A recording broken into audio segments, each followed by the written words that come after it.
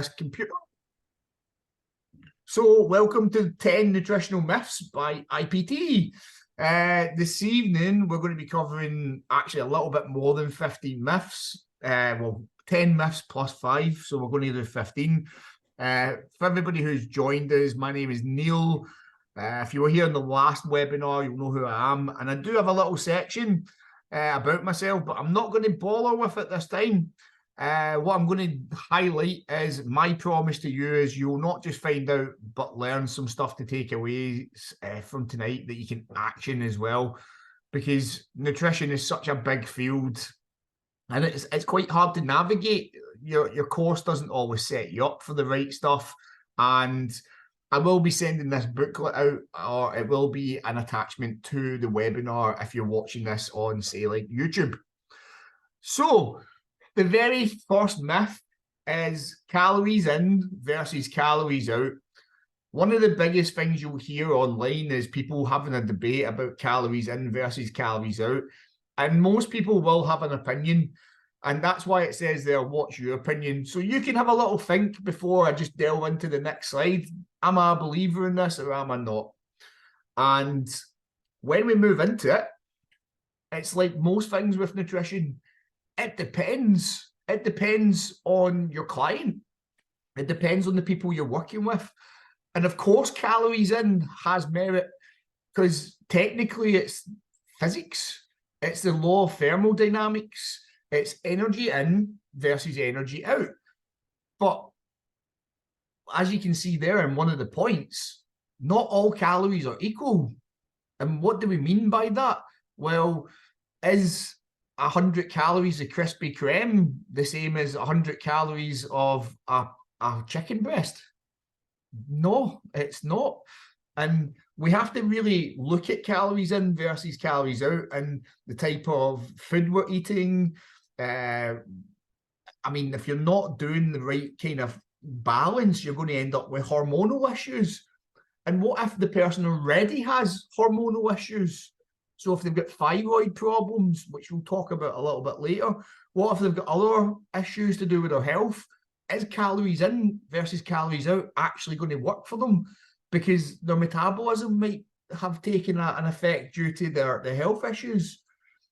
And have you missed the point of food types? So, like I talked about, the Krispy Kreme versus a chicken breast, they're not the same. A carbohydrate is not the same as fat. Fat's not the same as protein. We've got different types of foods. So when I say calories are not all equal, that's what I'm talking about. Yes, there might be an energy requirement that you get out of calories, but you need to understand that calories are energy. They're not food. It's the stuff you put into your body that gets converted into energy and you use it. And once you understand that this is a process and that some things will get used a little bit faster than others and some won't be used quite as the same way, and some stuff will just get excreted. So when we talk about calories in versus calories out, it still is a debate. So there's no myth about it. There is just that, well, it depends. So if it's not working with your client, you might have to readjust things. And that's the kind of truth behind the myth. So if you've worked out the calorie balance and you've got them exactly balanced, but then they're still gaining weight, the balance has to change. It's not that your calculation was wrong. It's just that maybe that person's body doesn't respond the same way as somebody else's. And we're all individual, we're all unique. And that's why nutrition has to be bespoke. So that's myth number one. We're going to jump on to myth number two now quickly. And it's all about high fat. So when people hear the word high fat, they just think unhealthy. It's going to be unhealthy. But is it? And again, before we move that slide on, what's your thoughts on it? Think about that in your head. And then let's take a little look. So, do you understand your fats? And to understand your fats means that you will be able to answer the question. So trans fats, we've all heard of them. We've all heard about the saturated fats. And when I say saturated in H, this is what a lot of people don't understand. They don't understand what saturated fats are. They don't understand that it's a carbon bond, and the carbon bonds in the fats have lots of hydrogen around them, and that's what they're saturated in. They're saturated in hydrogen. Because immediately when you think about fats, you think about, like you dip your food in these saturated fats and you think of the oils and whatever else. But the saturated part isn't the oil that's saturating the food. It's the saturation of the hydrogen of the molecule. And that does things inside the body. So when you consume it, it can block arteries.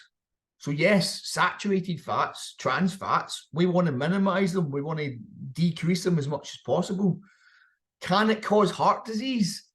Yes, it can. Saturated fats, especially trans fats, have been linked to heart disease because they block the arteries and then they crust over and they stop the blood flow. And that blood flow that gets restricted can cause heart attacks. It can cause disease in the heart because it's not getting enough oxygen through it. So, you know, we have to look at just minimizing them as much as possible, as tasty as they are. And with your restricted blood flow, with the heart not working at its optimal level, you can end up with lethargy. You can end up feeling really crap. And that's why you find people who tend to go maybe even overweight to obese. They have really low energy. And the low energy is coming because nothing is working right in their body. The body is not getting the blood flow around it.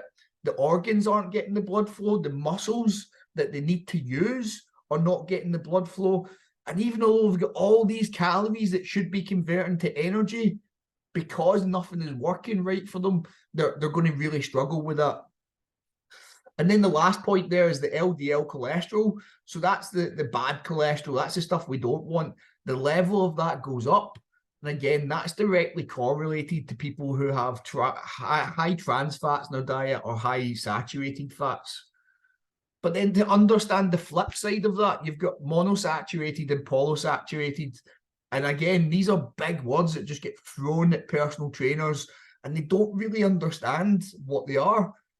And again, it's to describe the carbon bonds of the actual molecule. So when we say monosaturated, there's different types of foods that are monosaturated. And most of the time they are things like avocados, your kind of peanut butter and things like that. Polysaturated, they are more the ones that you need. They are things that are like fish oils that help the lubrication of the joints and so on. These are the oils that you need to get in your body. So monosaturated and polysaturated get used extremely well. And when we look at the high fat diet and we think, right, is that going to cause heart disease as well? Because it's still fat we're putting in the body. Well, no, because we've got evidence of it. And it's the Greeks and the Italians who've got really high fat diets. The Mediterranean diet, as some people call it, is a very high macronutrient and fat diet. So we have the evidence that it doesn't cause heart disease. It actually lowers the kind of account of people dying from heart disease when you have that high fat diet. But it's on the flip side, it's the monosaturated and polysaturated oils that you're using or the type of food that you're actually consuming. So you can have a high diet in fat and still be healthy. There's no reason why that can't be a thing.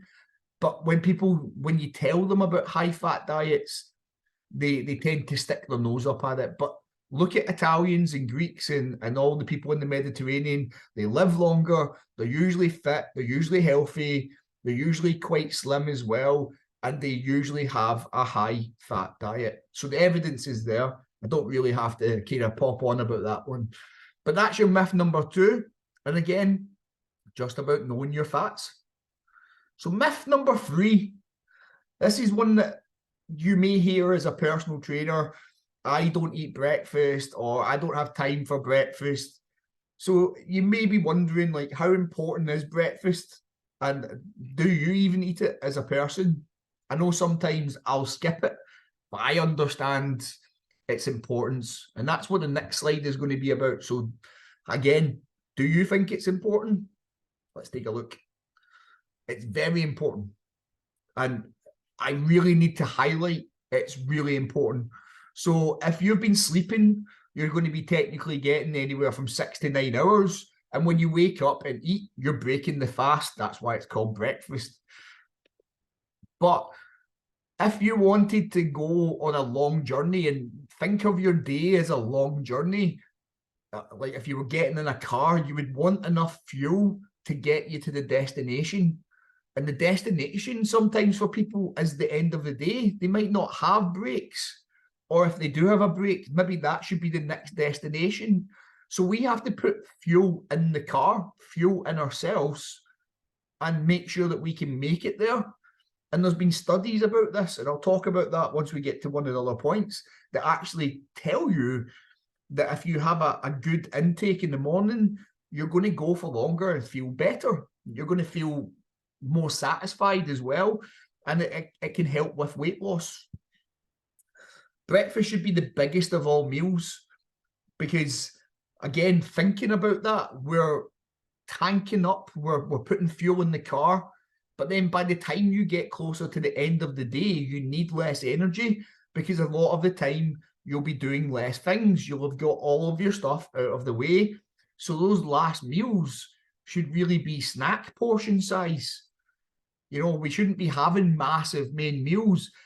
But again, it kind of goes back to when we were cavemen and women, where we just ate when we could. And a lot of the time they would hunt during the day and eat at night. But what they don't tell you is what the leftovers were of the meal. They would have that in the morning to fuel themselves for hunting all day. So yeah, they were having a big meal in the morning, and then they were eating at night because they were depleted, and then they were filling that tank back up in the morning so they could go again. So you don't need much disposable energy in the evenings. Most of the time we're sitting in front of Netflix or doing something like sitting in front of a webinar. So, you know, we don't need that energy. So why have big meals at the night? Maybe start to close down those meals and change if it feels good for you. Personally, I like the whole idea of a big breakfast in the morning, so I can maybe fuel myself up for the day, but I also try to get my exercise done before that first meal if I was going to eat that way. Now, the protein part, it plays a massive part with your breakfast. Now, protein, it kind of has a switch in it that switches your brain to say, I'm full. So when you get a protein-dense breakfast, your brain basically has a switch that says, I'm full, I'm okay, we can go, the tank is full, and we can head off into our journey. And they did a thing, it was on a TV show on the BBC, I think it was Horizon, and the people who paint one of the big bridges in Scotland, can't remember the one it was actually, I think it might be the Erskine one. But anyway, they paint all year. They paint it to one side and then they come back again. And they got these guys, half of the group had a protein breakfast and half of the group were carb-based. And the people who had the carb-based diet, they felt hungry before the people who had protein. In fact, it was almost an hour and a half of difference in time before the group with protein actually went and had the lunch because they just didn't feel hungry. So imagine if you've got a big day ahead of you and you actually have a protein-filled breakfast, you should feel better throughout the day and be more productive. And the last point I always tell people to do is when you're waking up for breakfast, include at least a pint of water first thing in the morning, because you've been maybe 9 hours at maximum without any hydration. And your body is going to be a little bit dehydrated, even if you don't feel it is. You've not had water for 9 hours. So that's a big chunk of your day that you've not had water. So make sure you always get that in there and then start to think about everything else to do with your breakfast. So Again, another myth, people say that missing breakfast is fine. It's actually one of your most important meals of the day. So again, don't work against clients when it comes to things like this. Work with them. If they don't eat breakfast, then come up with solutions for what they can do, rather than saying they have to eat, because it might be that they need to drink their calories. So a protein shake might be the thing that's better for them. Next one, small frequent meals. So as somebody who's dabbled in bodybuilding over the years, one of the key aspects to gaining muscle was always how many meals I was eating per day. And if you speak to most bodybuilders or even strongmen, strength athletes, people who are athletic at all, they'll usually advocate for small frequent meals. But do they work? So let's take a look. You can come up with your own idea, but let's take a look at the kind of different meal types that we have. So SFM just means small frequent meals. It's known to increase your metabolism. If you can eat every 2 hours, that's probably best. But again, we want to spread out our calories for the day. We don't want to have all our calories at one time.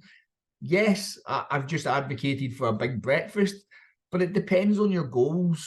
So if you want to have an increase in metabolism, if you want to improve your satiety, if you want to control your blood sugar, say for somebody who might be pre-diabetic or diabetic, or even type 2 diabetic, if you want to improve your body composition, if you want to have a more stable feeling throughout the day, because it stabilizes your energy, because you're not looking for different energy sources. You're not going to go into a shop and be like, oh, I'm starving, I need a packet of crisps. You're getting food every 2 hours, so your body knows it's in a good state. It can really help with prevent overeating for people, because they're getting small frequent meals, and that works for some people. But that last sentence there, that's the thing we need to look at. Does it suit the client? Does it suit their goals? And can they actually do it? Can they achieve it? And that answer a lot of the time is no. So we have to look at the flip side of it. Are larger meals any good? So larger meals are known to help with portion control, because we understand how many calories we have per day. So if they're having 2 or 3 larger meals, we split it up. So say they are eating 3 meals a day and they're on 2,100 calories. That means that's 3 meals of 700 calories. We can easily help them control that, because we know how much 700 calories should be as a trainer, and they should know how much 700 calories is as well as you teach them. Again, if they're not a mindful eater, which a lot of people who are trying to lose weight aren't, they tend to eat things and not think about it. Like if they're cooking, they might taste a bit of the sauce. If they're cooking a meal for the family, they'll eat the sauce and eat a little bit here and there as they actually cook the food, and then have their meal, but they don't count those calories. So they don't really mindfully think about it. It's really good for busy people, because if they can only have one large meal in the evening and a breakfast, then maybe it's 700 calories in the morning and 1,400 for dinner, or you can split them 50-50 down the middle. Again, it means that a busy person can really understand their nutrition better, because you're splitting it for them and their bespoke diet. And also, we have to think that it still needs to be planned properly. So when we have busy people, when we have people who don't do portion controls and don't mindfully eat, actually being able to plan out their diet with larger meals sometimes is really helpful for them. Whereas if we said to them to eat every 2 hours, it might actually send them into a spiral where they eat too much every 2 hours. So again, portion control here actually is really good. Again, we need to look at the food quality. What are they actually eating? And again, like I mentioned previously, this goes back to cavemen and cavewomen who used to forage and eat maybe once in the evening and once at the beginning of the day. They didn't really have the ability to stop in the middle of a hunt and just whip out some steak and eat it. You know, they didn't have sandwiches back then. So it goes back to the when does it actually suit people? So for the cavemen and women, it suited them to do that. It suited their lifestyle. We have to look at the jobs people are doing. Is it manual labor? Are they going to be able to have a good lunch? Or do we need to get them set up for their job during the day? Again, going back to that filling the tank for the journey. So when we look at meal types, is small frequent meals good? Yeah, they're amazing, but they won't fit everybody. And when we look at nutrition as a whole, we have to think what really fits for the client, because it's them that should always be in mind. Number 5, sweeteners. So are you going to recommend them to your clients? And the big myth here is that sweeteners are either good or bad, or there's lots of things for and lots of things against sweeteners. So as a personal trainer, as somebody who works with nutrition, do you recommend them to your client or not? And that's what to think about here. So let's take a look and actually see, should we recommend them? So the big thing here is that's your choice. I would never tell a personal trainer to recommend something, because it's their choice as a trainer. If you want to recommend sweeteners to somebody, then go ahead and do it. But we need to know some facts about sweeteners. So with all these myths and all these misinformations about sweeteners, most people won't even be able to tell you what an NNS is. And that's the first point I've made here. Sweeteners are also known as a non-nutritive sweetener, or NNS. So if you see NNS in the back of something, it's going to have some type of sweetener in it. And when we look at control studies, like studies that have been done on humans in controlled environments where they've been given proper calorific intakes and or training schedules, and they've looked at how their diet drinks aid with weight loss, the studies all come back to say that they actually aid the weight loss, because you're taking away the calories of the sugar. So automatically you're taking away calories. We're going back to that calories in versus calories out. But also there's been, it's been shown to kind of subtly kind of reduce your satiety or your need to eat. So are sweeteners going to be bad for you? Well, the studies say no. And these are just normal amounts of sweeteners. They're not drinking stupid amounts. And I think that needs to be said when it comes to the next point. So the WHO, or the World Health Organization, have labeled sweeteners as a carcinogenic. And very much recently they've said that sweeteners are very bad for you. Now, there's always been things around, say, aspartame. That's one of the big ones that always pops into mind. But you'd have to have like 50 times the amount of the average person to see any effects of it actually being carcinogenic. So actually, it's very safe to have sweeteners. Would I say like natural sweeteners versus NNSs or any different? Yes. Obviously, try to use natural when you can. That just goes for any food choice. You don't want to be using artificial stuff. But at the same time, the amount you would have to take of the artificial stuff is just ridiculous. So it's not going to give you any ill effects if you have a couple of cans of Diet Coke or Diet Iron Brew or diet drinks. It's going to be fine for you. And again, that goes into the next point. There used to be a lot of stuff saying aspartame, especially aspartame, and even stevia as an actual sweetener, that it caused cancer. And these studies were blown out of the water recently, and not even recently, it's years ago they were blown out of the water. They don't cause cancer. Stevia is absolutely fine. It's derived from a leaf.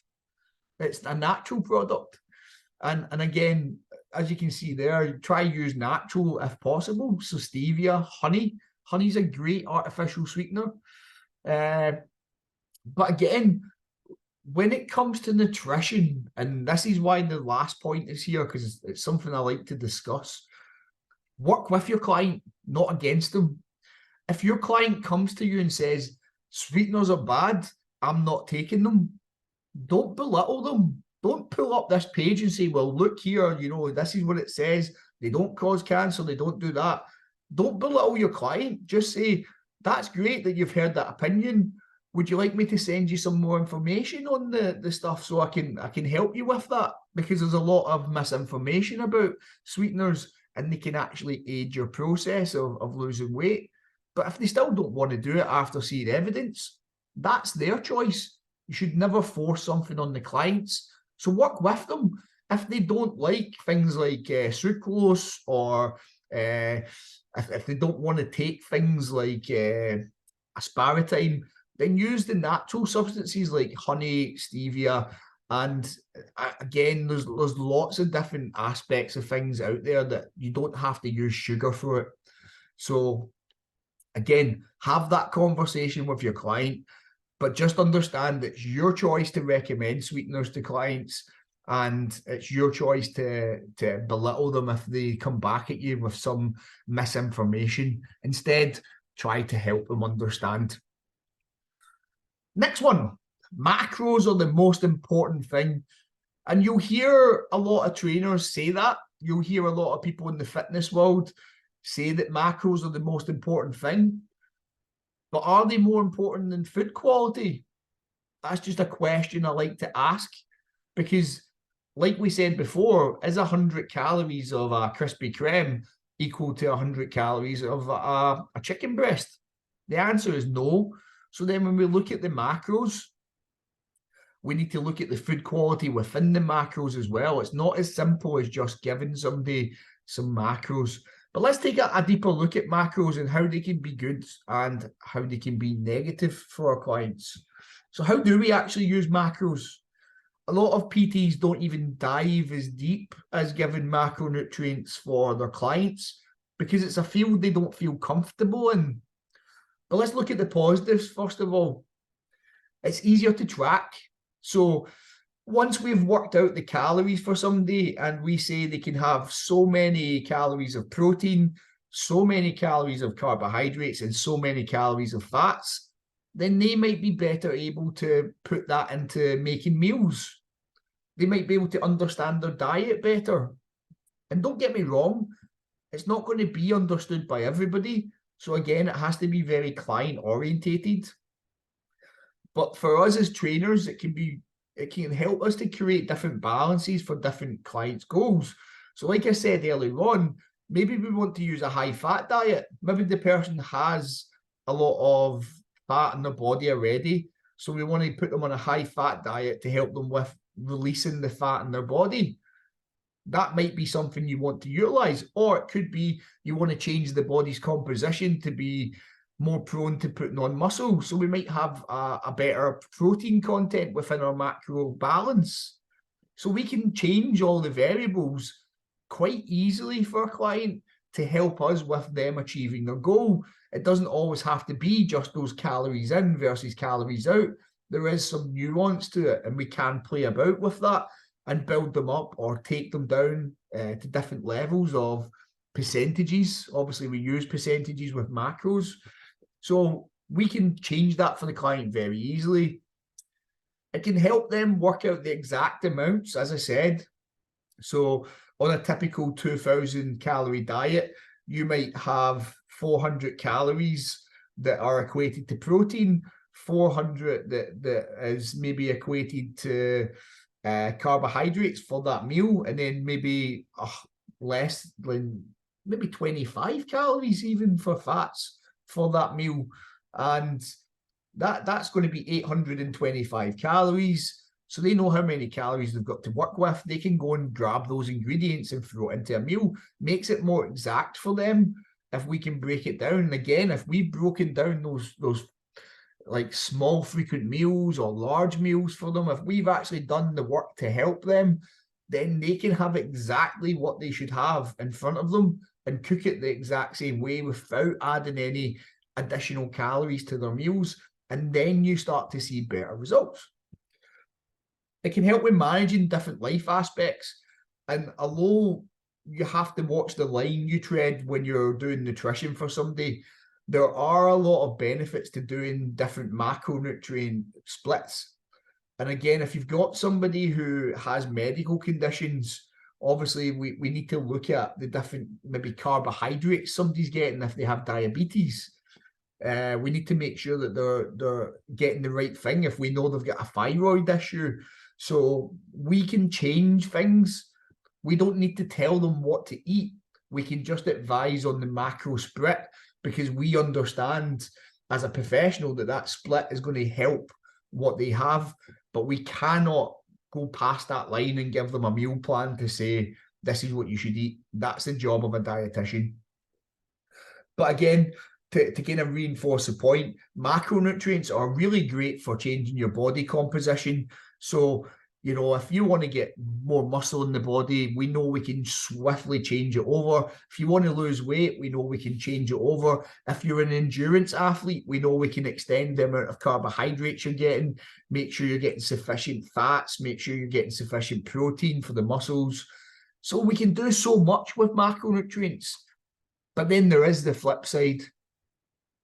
They can be bad for people with the eating disorders. And it goes straight into that second point. If they have an eating disorder, they tend to hyper-focus on calories, macronutrients, splits, right down to the individual calories they're putting in their mouth. So we might not actually divulge that kind of information to them if they've got an eating disorder. We might just give them a general range to work in. And sometimes that can be much more helpful than trying to get right down to the macros and be exactly those exact amounts that people are going to eat. It can also be too much for people. Imagine if you've never heard of macronutrients before, or you just don't even think about them in a daily living situation. And most general people in the world don't think about macronutrients.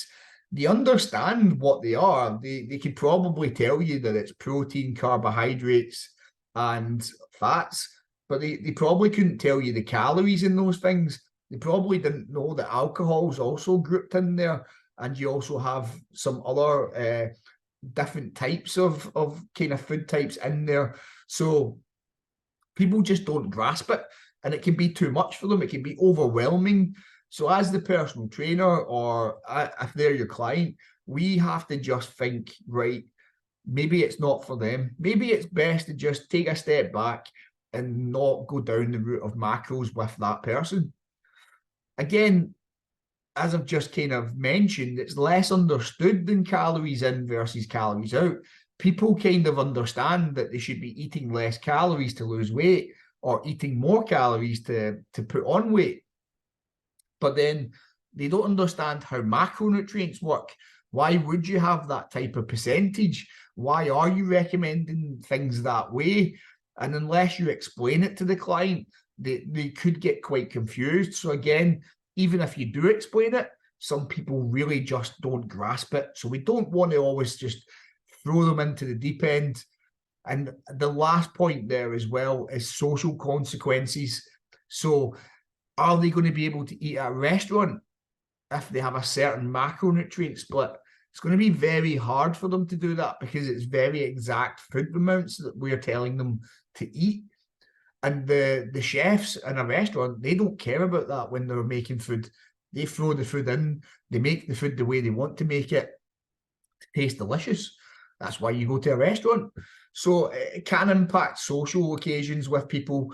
And that's why, again, macros might not be the best thing, especially if you're working with a client who does have social equations on their kind of diary. Let's take a look at the next one. So let me grab a quick drink as well.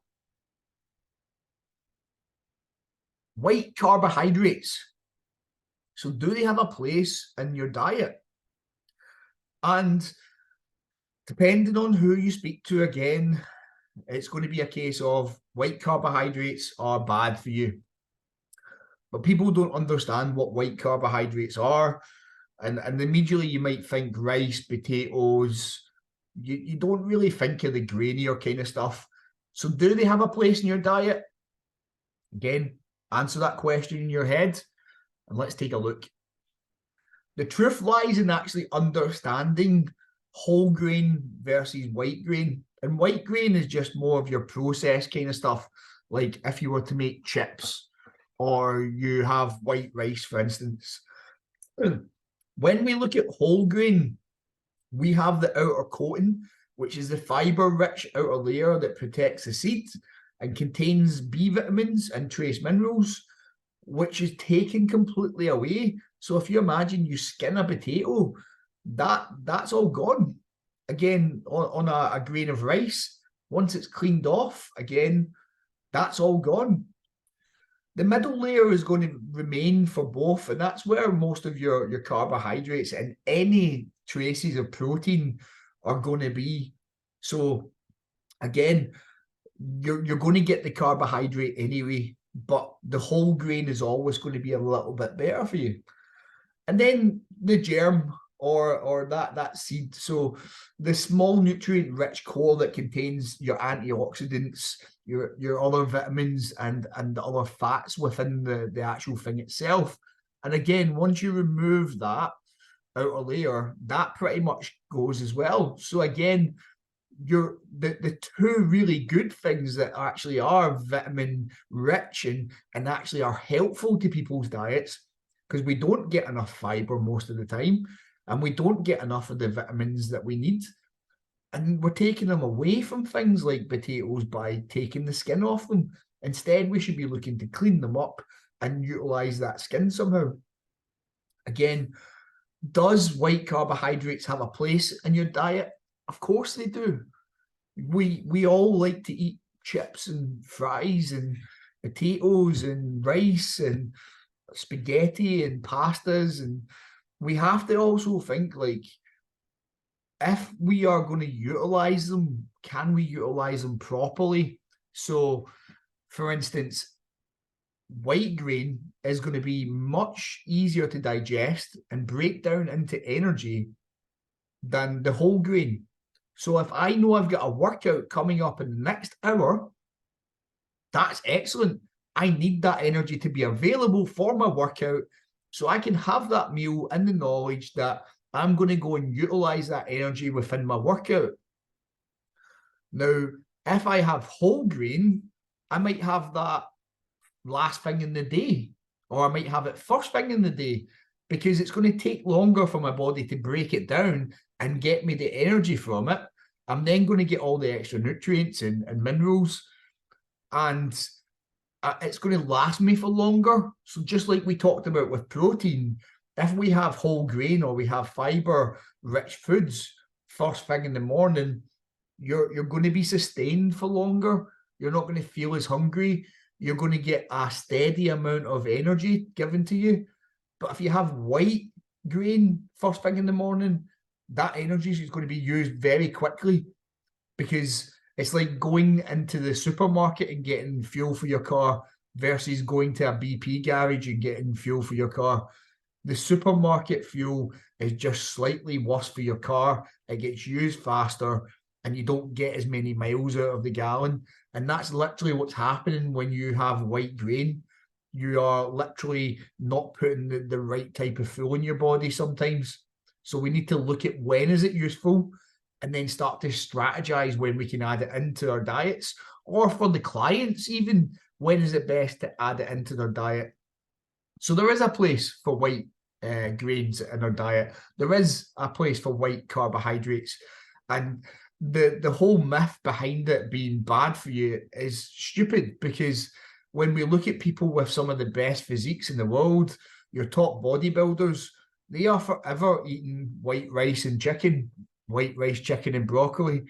They're eating simple carbs at the right times of day, though. They've strategized it when they need it. So they'll have that meal before they maybe go for the workout. And then if they're depleted after the workout, they may have another meal similar, but then the rest of the day might be more fiber-rich food. So have a think about it. Think where it is ideal for your diet. And it's not meaning that you have to change over to brown grains or whole grains. It just gives you a proper idea of, when you're actually giving advice to somebody, what is the truth and where does it lie? And it is kind of somewhere in the middle. And it is going to be a little bit of your thought process behind what you advise. So again, strategize it for yourself, but there's the truth behind it. Let's take a look at number 8. So we've already talked about high fats. Let's talk about low fat and diet foods. So can you trust them? So when we think about low fat foods, we see 0% fat on packaging. We see the next diet bar that's out there. And I'm not talking about diet drinks here. I'm talking mainly about food. Can you trust them? Can we trust the supermarket to actually give us the thing that we're looking at? So let's take a look at that. So my big thing here is, simply put, no. You know, like when we think about low-fat foods, what's replacing the calories? How do they make the calories back up? Because if you look at low-fat foods, a lot of the time they're the same calories, if not very close to the original product. All it says is there's 0 fat in it. And a lot of the time there isn't 0 fat, because if they have, I think, up to 5% fat in it, they're allowed to call it 0 fat. Or if it's slightly lower than the original product, they're allowed to call it low fat. Or low calorie as well, if it's lower than the original product. What replaces the fat? What's the stuff that they take out of the product and then put back in? Because they have to get the taste right again. So the next time you've got a low-fat yogurt or a 0% yogurt or low-calorie food, go on the back of the product and Google some of the stuff that's on the back of it. You'll see N numbers, E numbers, B numbers. You'll see some things that you don't really understand at all. Google them. You will be so surprised at the kind of things they put in food. And that brings me right on to one of my favourite points. Tree bark in your ready meals. So one of the things they put into your ready meals is tree bark. And the reason they put it in there is it's a preservative. It actually preserves your food. So when you've got a ready meal and it's sitting in the fridge, it could be sitting there for maybe 4, 5, 6 days. It maybe has a sell by or a use by date that's maybe 20 days in the future. But how if I put a potato in the fridge, it can only last 4 or 5 days? Why if I put chicken in the fridge, I'll get maximum 4 days before I need to throw it away? But that product has 20 days. It's because the preservatives they put in it, and you are literally eating tree bark. So do you want to take the chance of eating some of these things? That's going to be down to you. Now, that's something for the trainers to think about. It's down to you what you put in your body. So if you want to take the chance and eat it by all means. Some of those microwavable meals are delightful. I cannot say I've never had a microwavable meal. I can't say I've never had a ready meal. I have, and sometimes they're delicious. But for the most part, I will eat whole foods. I will cook my chicken. I will cook my rice myself, and I'll eat it after I've cooked it with what garnishes on I want it. And that brings me straight on to that next point, which is, will your clients stop eating this stuff? Probably not. You can warn them. You can tell them. I don't know how many people I've advocated go Google the stuff on the back of your products, and they've come back and told me some horror stories. But at the end of the day, they're not going to stop eating it because it's handy for them. It's maybe within their budget. Maybe they just don't have time to prep their food, and they should really be making time. Again, that's maybe something you can speak about with your client. It's not going to be an overnight thing with your clients when you ask them to kind of cut back on the ready-made meals. So we need to think, right, how do I work with the client? That's always what we should be thinking. How do I work with them to get them to make the choice rather than us telling them? Because when you're told to do something, you just don't do it. And then the last thing here, the kind of forever fast food. Now, we've got a lot of low-calorie, low-fat food out there, but you can go online and you can look at this. There is McDonald's out there that's been sitting in a jar since the 80s or the 90s, and it still looks fine to this day. Doesn't degrade any. And a lot of these low-fat products, they don't degrade. They don't go off as easy because they're pumped full of chemicals and things that just take so long to break down. It's not like natural food that breaks down quite easily. These things take forever to break down, and that's why we have that forever fast foods. So if you're putting these things in your body, is your body getting any actual goodness from them?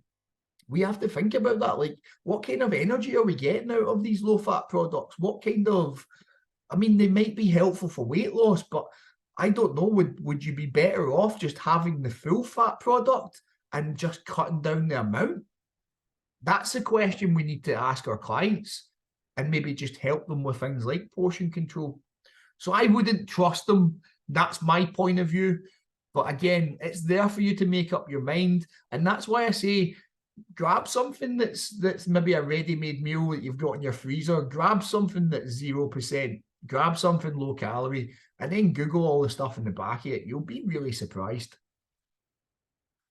Right, supplements. This is always a hot topic for most people. Supplements are bad. And a lot of people say supplements are bad. A lot of people say supplements are good. But then it leaves this big confusion about what we should recommend and what's going to be good for clients.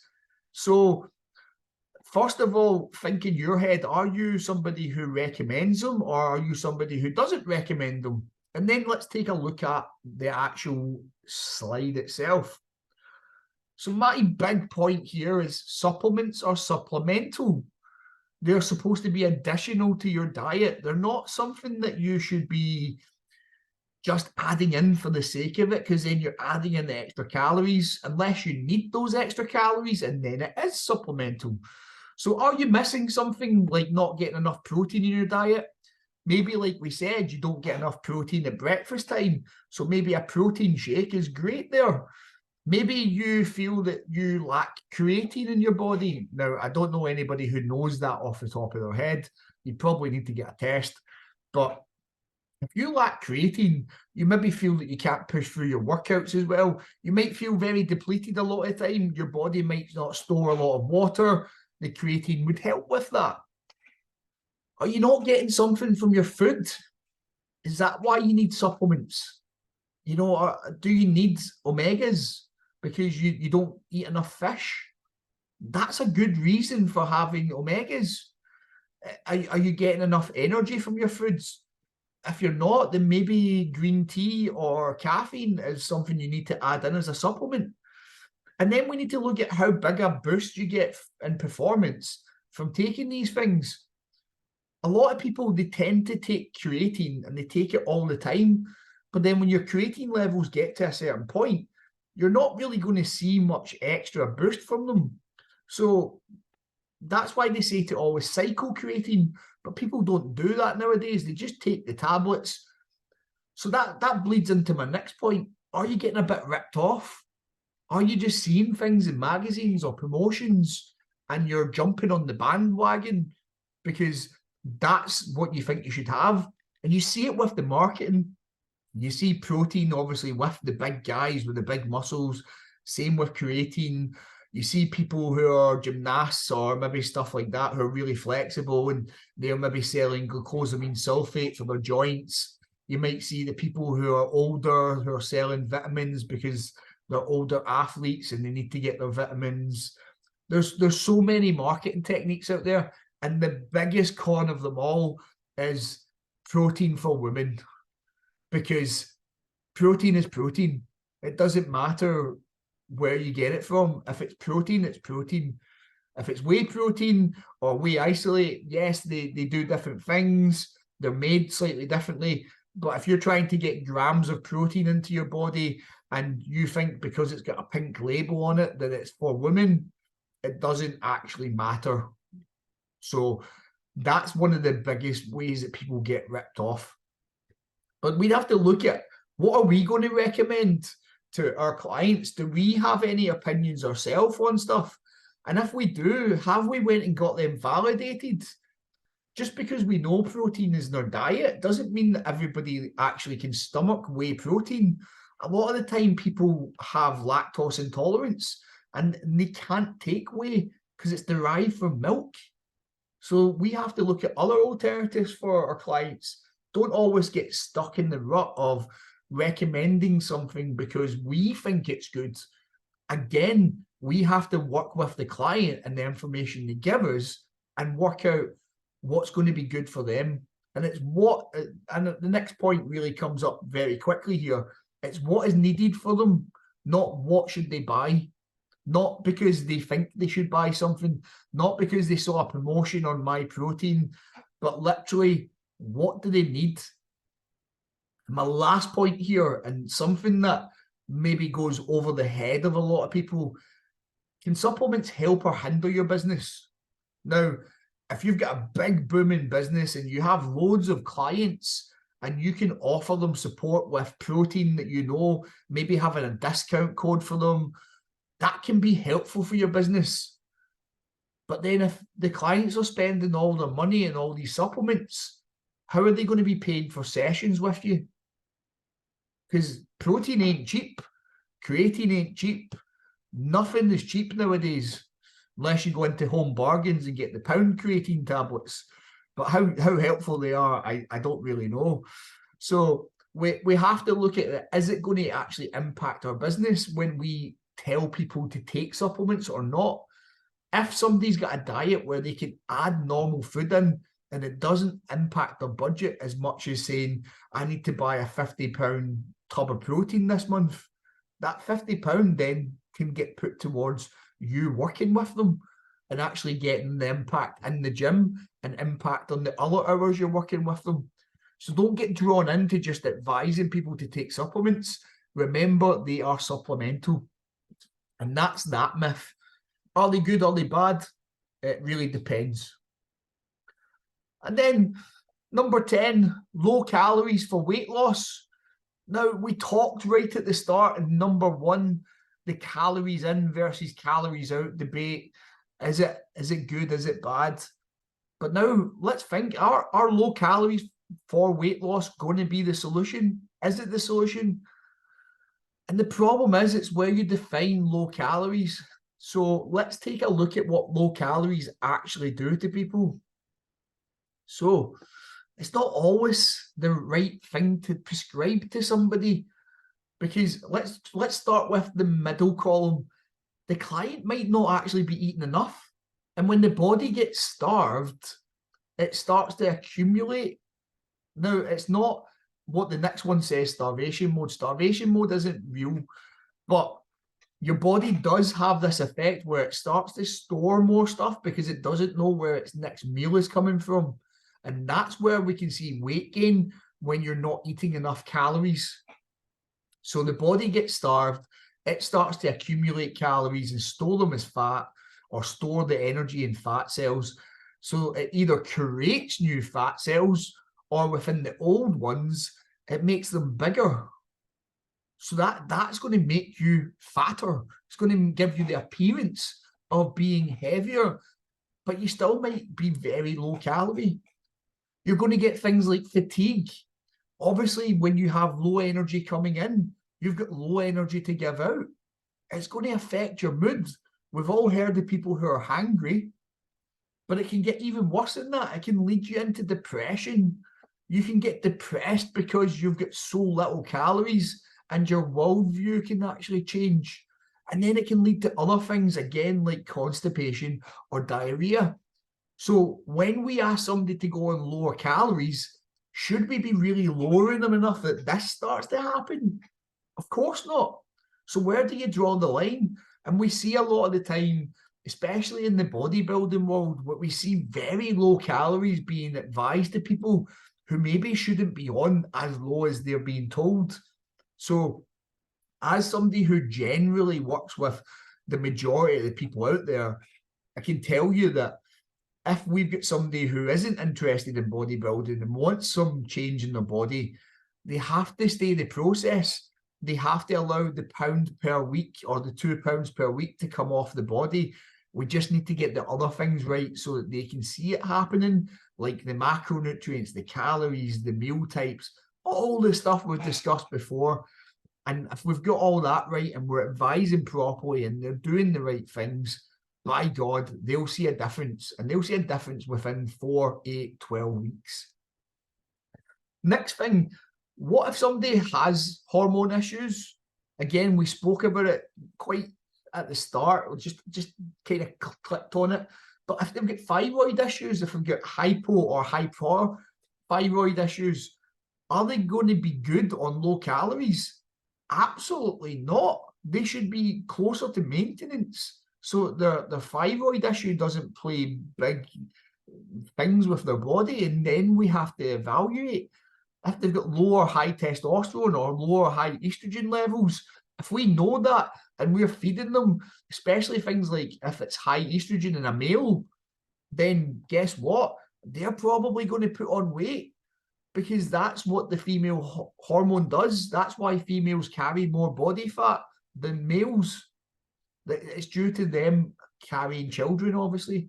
Then you've got polycystic ovary syndrome. Again, that changes the hormones. That changes how somebody needs to eat. Endocrine issues as well. And all sorts of other hormone issues and other health issues that can go on. And you then tell somebody to go on a low-calorie diet. That's going to exacerbate things. That's going to make things worse. So we go in small deficits and we slowly bring the calories down or slowly increase the activity, depending on what we need to do with the client and what they want to achieve.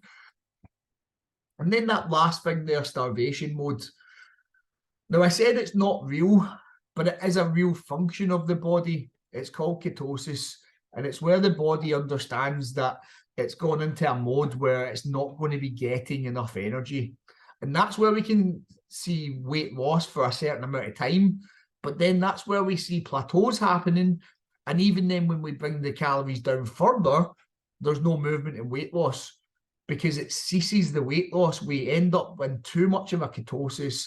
And as I said, the body then starts to work against you and starts to store that energy because it doesn't know where its next meal's coming from. And again, that goes back to your caveman days and how we actually formed as a society.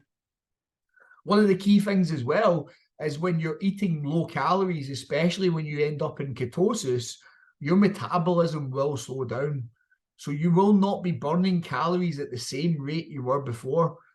It's also going to work against you with dehydration levels because your body's got nothing else for energy. So you may overheat or you might get really cold, and that's going to affect the water levels in your body. We talked about depression and low mood, but literally in ketosis, if you're there for too long, your mental state changes. Not only do you get hangry, but you will become more aggressive because of it. You'll be more irritable, and eventually, like, that's a hard state to get out of.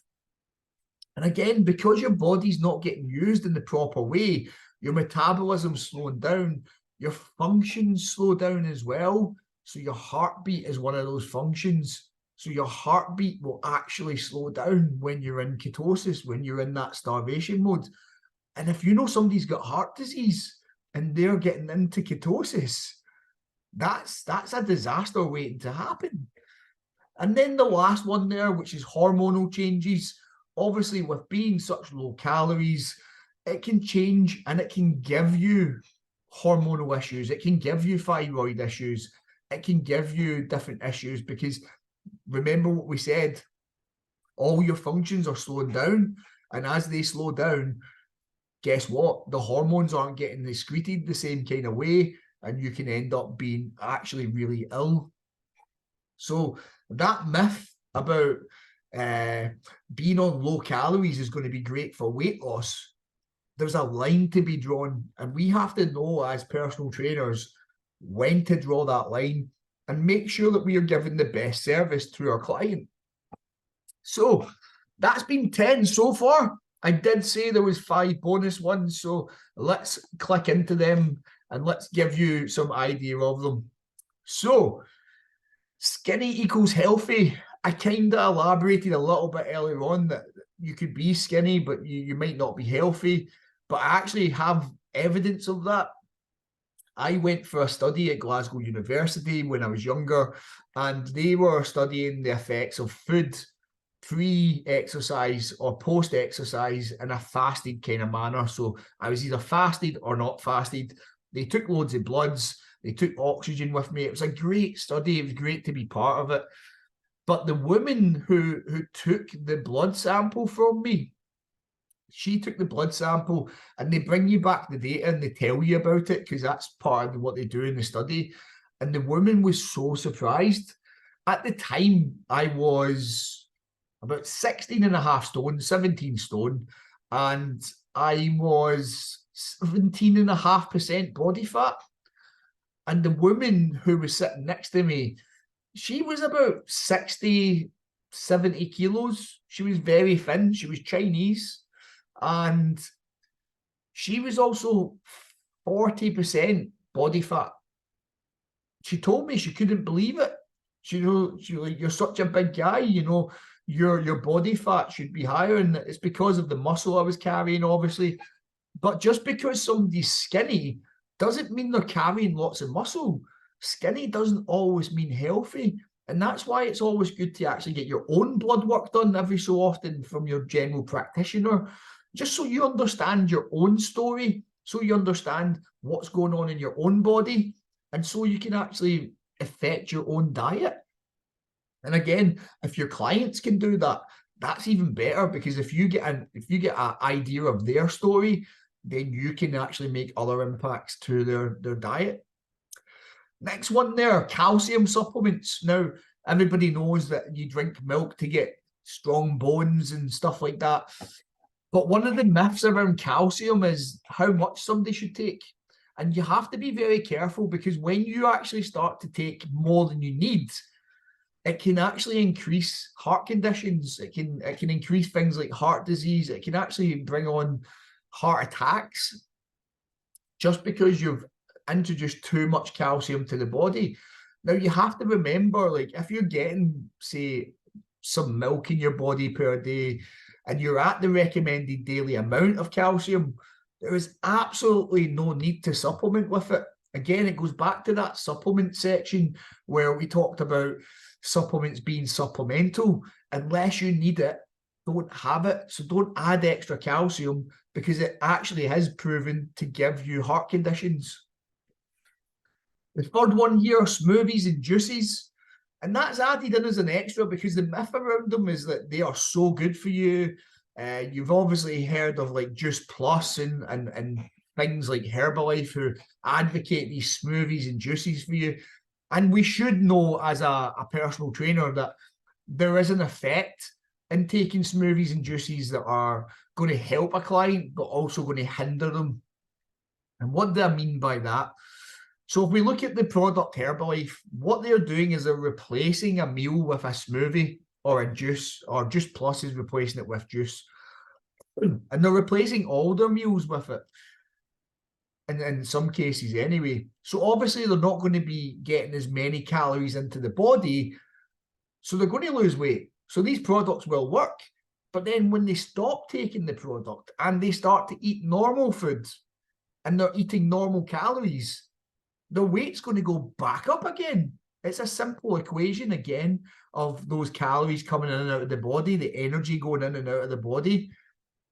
But a lot of the time, what we don't recognize is if we have a healthy diet and then we introduce a smoothie to say we want to get more of our 5 a day in our diet, smoothies, when you start to add in fruit juices, fruits, vegetables not so much because they're very low in calories, but the other stuff that's high in some of the other phytonutrients, we're going to end up putting way more calories than we need, because these smoothies are going to be very dense in calories. They're very calorific. Again, that's why they replace meals when we look at these other programs.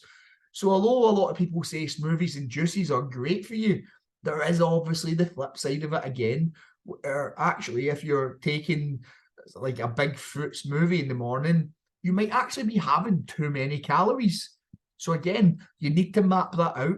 You need to watch what the client's doing and actually help them understand what maybe reducing the amount of stuff they put in this movie might be more beneficial to what they're trying to achieve.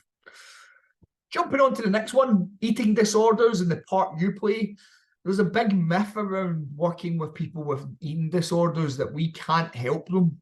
And nutritionally, we shouldn't really be looking to confuse them. We shouldn't be looking to belittle them. We should be working with them. And some of the most challenging but rewarding experiences have been working with people who have had like anorexia or bulimia and helping them reorganize themselves to a place where they don't feel like they need to throw up anymore, or they don't feel they have a bad relationship with food anymore. But one of the most powerful things is not us telling them stuff and giving them information, but empowering them to make choices, empowering them to understand what's going to be good for them. If somebody's anorexic and they come to me and they want their diet looked at, they might get a general calories that they should be eating. And again, we shouldn't be force feeding them, because that will just work against you. It's that slow increase over time that we need to do. And the biggest thing with somebody who's maybe anorexic is going to get them to do things like strength training. Because if they start to eat a little bit more and they're strength training, they won't gain weight in the typical sense, like they're going to put on fat or they're going to get a bit podgy, and that's the first thing that they look for. They're going to look for that. But instead, because they're doing a type of strength training or hypertrophy, they're going to start to get a little bit of muscle on their body. No matter if it's male or female, they're still going to start to put muscle on their body, because that's the way they're training their body. And now they've got an excess of calories. It's the same thing as if you were training somebody to put muscle on normally, except we just have to be a little bit more careful with what we're doing with somebody who has an eating disorder. And again, that's me just covering off anorexia and bulimia. There is other eating disorders out there. And again, being clued up in what you're going to be telling people is going to be essential for you being able to play your part as a trainer. And then my last point here, which is weight loss. People always say weight loss is easy, you just eat less calories. But as we know, over the years, people who tend to say that they can lose weight easy tend to yo-yo. They tend to lose weight, gain weight, lose weight, gain weight. And they do that throughout their life at different things. And that's a kind of natural journey, but it shouldn't be. We should be able to control our weight, but it's not an easy thing to do, because it's all about habitual change. We have to make sure that the right habits are in place for people and they are making the right choices for themselves. So just like losing weight or gaining muscle, it's a slow process. It's not easy. And a lot of people are going to be doing habits for years before we come in and say, we need to start changing things. So guess what? It's not going to be easy for them. And that is kind of the line to draw under all these myths. When we look at all the myths, none of them are straightforward. They're all a bit ambiguous, apart from a couple where I have my own personal opinions. But they are a bit ambiguous. You need to see the client first. You need to make sure that you're working with them. You need to make sure that the client understands what they need to do and are willing to do it. And then that's where we see nutritional success. So my little offer this time round is going to be this offer on screen just now. So we are doing a nutrition in real life CPD on the 30th of September. It's going to be for about 6 hours. So there'll be a break in there. The webinar is going to be just a webinar, so it's more accessible to all. I'm going to record this one so that students actually have access to it, but it will be in the private library. Real life strategies I'm going to be actually explaining for how I do nutrition with clients. That's where the PPT-LM method comes in, because when you're dealing with the general public, it's totally different from dealing with athletes. It's totally different from dealing with somebody who wants to increase just a little bit of muscle or look a little bit better. We have methods that really help support people who just want to achieve their normal weight loss or their normal muscle gain. We also have obviously all the techniques for helping with athletes and making sure we're supporting people properly, but you're going to be working with more general people over a longer period of time. It's very few and far between that you specify in certain areas, and even if you did, this kind of method would still be applicable. There's going to be an e-manual you get for support. It's going to have additional support material. Again, nutritional strategies and advice. So again, it's not going to be just me speaking. There's going to be a question and answer element. There's going to be an element of speaking about the kind of things that have cropped up for you guys as personal trainers. We're going to talk a little bit about the technology in nutrition. Again, people always get a bit confused with using MyFitnessPal or other pieces of technology, and we have to kind of straighten out the advice with them. Understanding how to build your own mythology. And that's so when you speak to somebody, they understand what you want from them if they're going to work with you with nutrition. That supplement guide that's in there as well, again, it's just a basic guide of supplements and the kind of ones that we're going to be working with most commonly, but whether we should be advising or not. And then the last bit, and probably one of the most important parts, is how do you market nutrition as part of your business? And usually this course would be £120, but as you can see, we're going to discount it down to £75. So if you are looking to upskill and actually work with people in real life and real life situations, that's the kind of course for yourself. Now, I would love if everybody who's watching this video could jump into, especially on YouTube, if you could jump into the bit down below and just click on the Google review. That would be awesome. Once you give us a review, you don't even need to mention me. I don't really need to be mentioned. So just click on the Google review, talk about your experience. Has this helped you? Has it gave you a little bit more in-depth knowledge in certain things? I would love to know. I would love that feedback. And I'd also like to know what you want to hear about next. So we're going to be looking to run these webinars more one per quarter. So there'll probably be one more before the end of the year. But if you have other stuff you want to cover, remember we do have the podcast. And thank you for listening. We're now going to jump into the Q&A. So I will speak to you all there. Done. Dusted, you can unmute yourself. Hey. That was really good, mate. Enjoyed it. It's a lot to take in. It's a lot to take in. Definitely, mate. It was really good.